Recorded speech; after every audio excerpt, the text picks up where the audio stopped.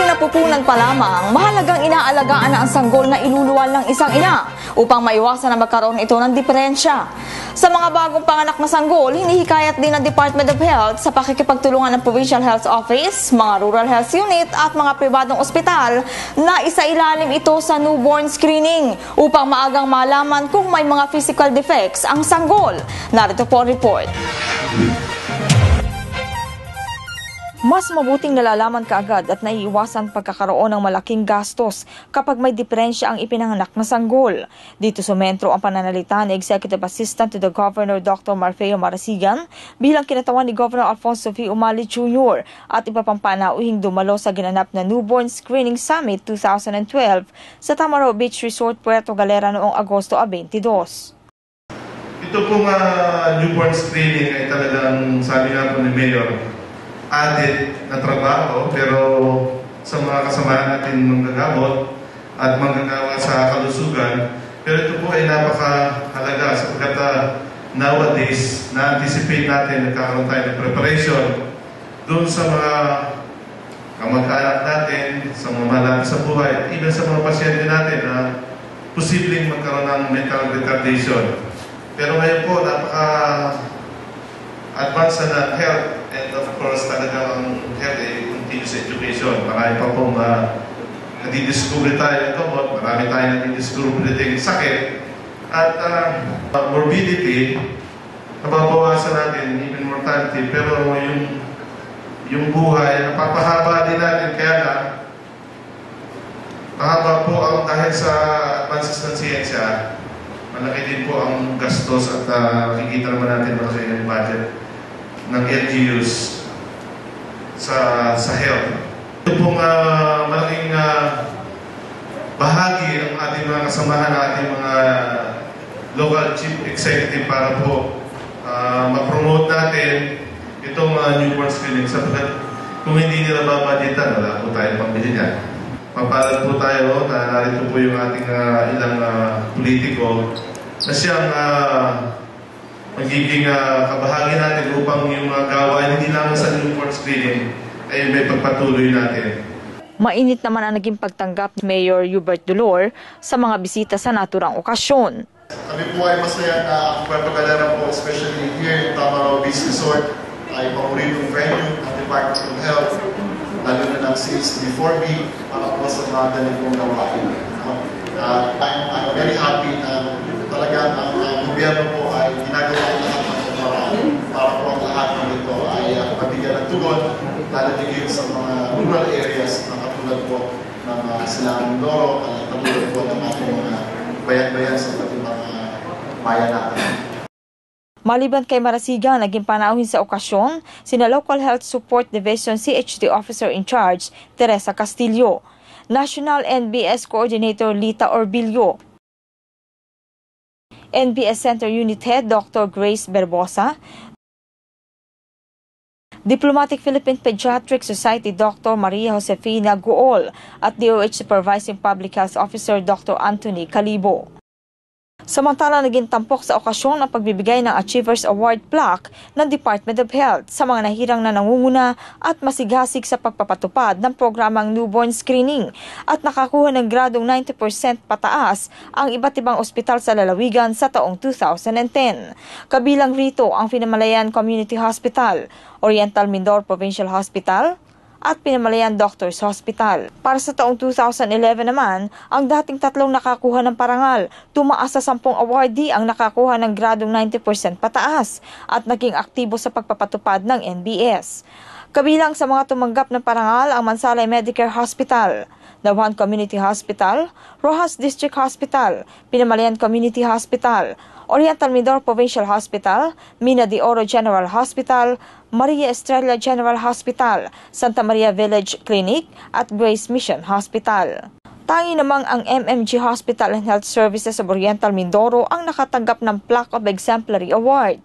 Layunin ng summit na maitaas ang antas ng kamalayan at kaalaman hinggil sa kahalagahan ng pagsasailalim sa newborn screening ang mga baby na ipinanganak Sa newborn screening, kaagad na nalalaman ng magulang kung ang bata ay may taglay na sakit o depekto ng pisikal na katawan sa pamamagitan ng pagtest ng dugo nito, na minsan ay nakukuha sa sakit ng pamilya o lahi ng pamilya, at kagading na ipaliliwanag sa mga magulang ang mga dapat na gawin o dapat iwasan upang hindi na lumala pa ang natuklasang sakit o depekto ng sanggol. Pag-upo pa lamang ni Governor Alfonso V. Umali Jr. bilang punong lalawigan, kaagad na nadama rito ng mga empleyado ng Kapitolyo ang pagmamalasakit nito sa usaping pangkalusugan sa pamamagitan ng pagtatayo ng Nutrition and Health Clinic. At hindi doon ito nagtatapos, sapagkat hanggang sa kasalukuyan, nararamdaman ito ng mga empleyado sa Kapitolyo. Narito ang report. Pinayuhan kamakailan ni Governor Umali ang mga hepeng babae na magpabakuna ng pangontra sa sakit na cervical cancer matapos na ipresenta ng isang grupo mula sa GlaxoSmith ang kahalagahan ng pangangalaga at pagpapabakuna bilang prevensyon sa pagkakaroon ng cervical cancer. May temang kalusugan na mag-ina mahalaga, kasamang iprinisenta rin ng grupo ang iba pang bakuna na kinakailangan ng mga ina at anak upang makaiwas ang mga sanggol sa rotavirus diarrhea na tinatayang pumapangalawa ngayon sa pangunahing sakit na minsan ay nagiging sanhi ng kamatayan ng mga sanggol na 5 taon pababa. Ang rotavirus ay karaniwang sanhi ng malalang pagtatae at pagsusuka. Ayon kay Governor Umali, mas mabuti nang makapagpabakuna ang mga babae ng maaga upang maagapan kung may nararamdaman na ang mga ito. Bagamat may kamahalan ang 3 sesyong bakuna, hinamon niya ang mga itong hahatian ng pamahalaang panlalawigan sa gastusin, makapagpabakuna lamang ang mga kababaihang kawani ng Kapitolyo. Tuloy-tuloy pa rin ang ginagawang pagpapataas ng antas ng kamalayan hinggil sa mga gawaing pangkaligtasan ng tanggapan ng Provincial Disaster Response Team sa iba't ibang barangay sa lalawigan. Yan ang balita sa atin ni Randy Digma. Tuloy-tuloy ang pagbibigay ng pagsasanay hinggil sa mga napapanahong kaalaman para sa mga rescuer sa lalawigan upang maging mas epektibong tagasagip ng buhay.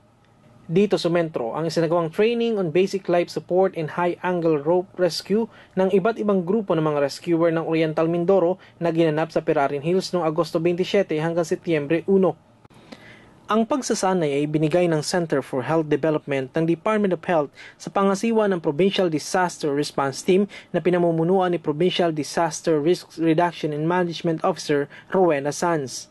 Binigyan diin sa gawain ng kahalagahan ng pagkakaroon ng mabilis at siguradong mga hakbang sa isang rescue operation na dapat ang pagkakaroon ng malakas ang pangatawan dahil nakasalalay sa mga ito ang kaligtasan ng buhay ng kanilang sasagipin.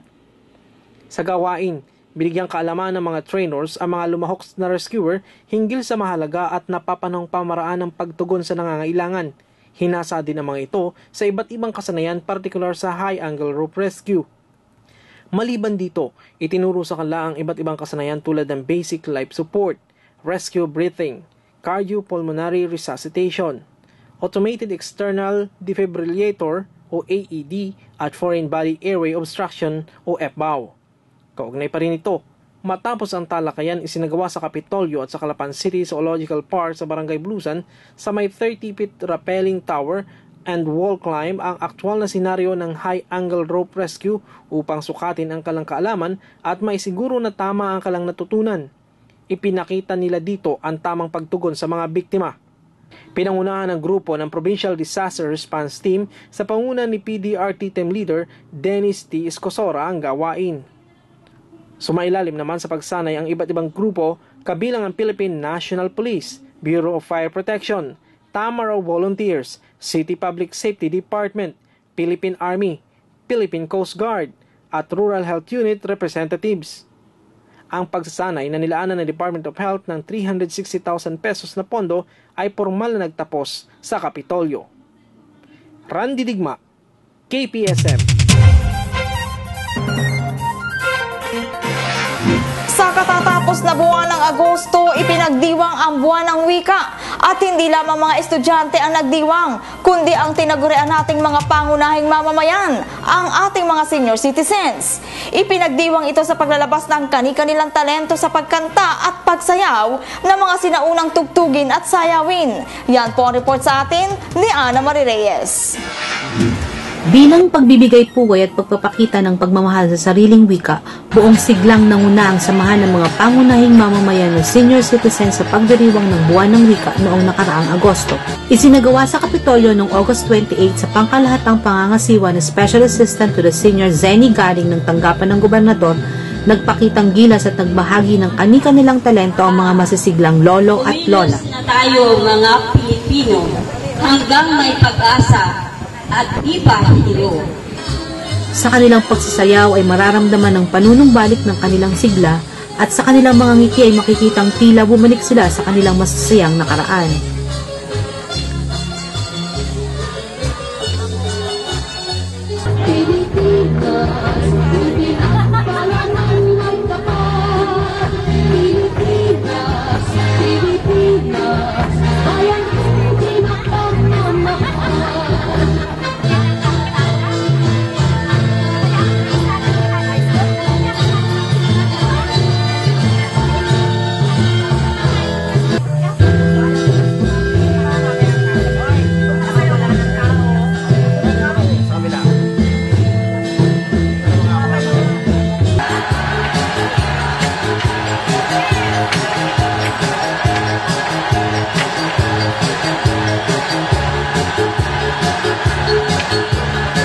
Sa kanilang pag-awit ng mga lumang kantay, mararamdaman naman ang pagbabalik tanaw nila sa iba't ibang kwento ng kani-kanilang buhay.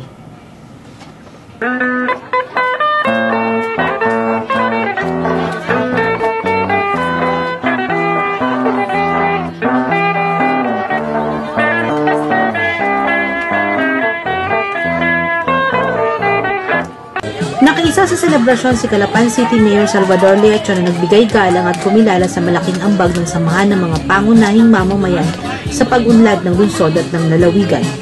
Higit sa ano paman, ang pagdiriwang ay naging isang behikulo ng muling pagsasama-sama at pagsasaya ng ating mga lolo at lola na ang kakayahan at mga karanasan ay hindi matatawaran.